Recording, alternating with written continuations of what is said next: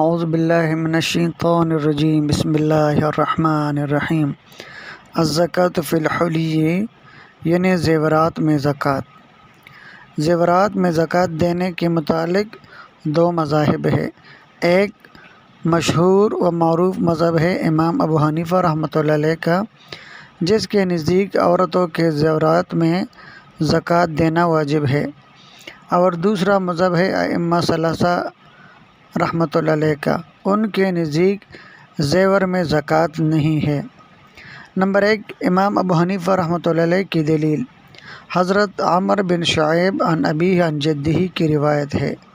رسول اللہ صلی اللہ علیہ وآلہ وسلم کی خدمت میں ایک عورت حاضر ہوئی، اس کے ساتھ اس کی بیٹی تھی جس کے ہاتھوں میں سونے کے دو موٹے موٹے کنگن تھے۔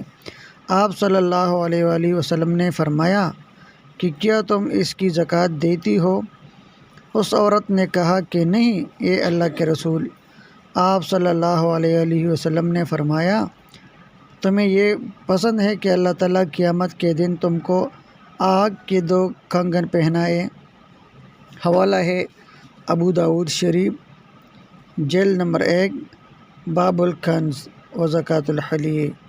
ائمہ ثلاثہ رحمۃ اللہ علیہ کی دلیل۔